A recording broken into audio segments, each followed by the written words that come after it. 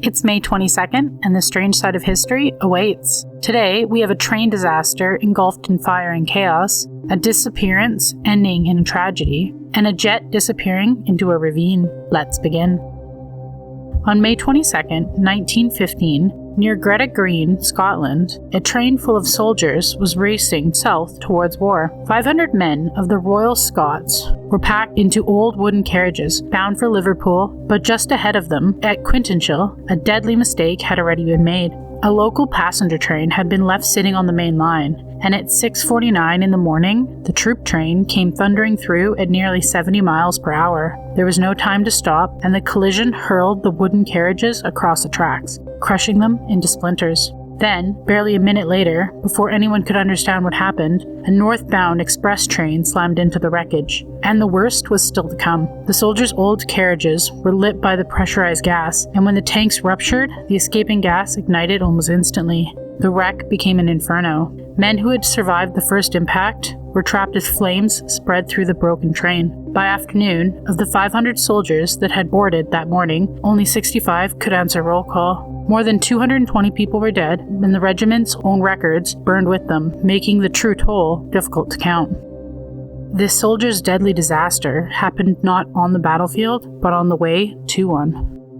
On May 22, 2002, in Washington, D.C., a man walked his dog in the quiet woods of Rock Creek Park. At first, it seemed like an ordinary morning. Then, down a steep hidden embankment, roughly 79 yards from a dirt path, he saw something that would reopen one of America's most haunting missing persons cases. He found skeletal remains and nearby traces of clothing, sneakers, and a Sony Walkman, small, silent pieces of life that had vanished 1 year earlier. The remains belonged to 24-year-old Chandra Levy, a federal intern who had disappeared 1 year earlier after leaving her apartment near DuPont Circle. For months, her parents would search for answers, and the media had followed every rumor, especially after it was revealed that Chandra was involved with California Congressman Gary Condon. But Rock Creek Park had been holding the secret the entire time. The area had been searched before, yet the wooden slopes where Chandra was found was too steep and so covered in foliage that earlier teams had missed it. Dental records confirmed what her family feared. The missing person case was now a homicide investigation.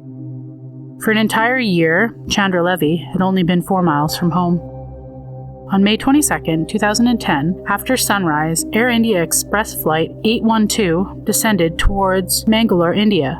This was no ordinary runway. It was a tabletop runway, a strip of pavement, sitting high on a hill with a steep ravine waiting at its edge. The flight had come from Dubai, carrying passengers who were only minutes away from home. The flight had come from Dubai, but as the aircraft approached, something was wrong. It was too high and too fast. Inside the cockpit, first officer called for a go-around, a warning to abandon the landing and circle back. Then he called again and again, but the landing continued. The aircraft touched down far beyond where it should have. The runway began to disappear beneath its wheels, where there was no room left. The jet tore past the safety net and broke through the airport boundary and plunged into the wooden ravine below.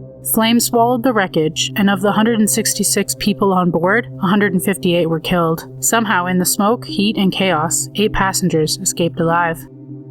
A few seconds, a few warnings ignored. A routine landing became one of India's deadliest aviation disasters. Another day, another strange bite from history.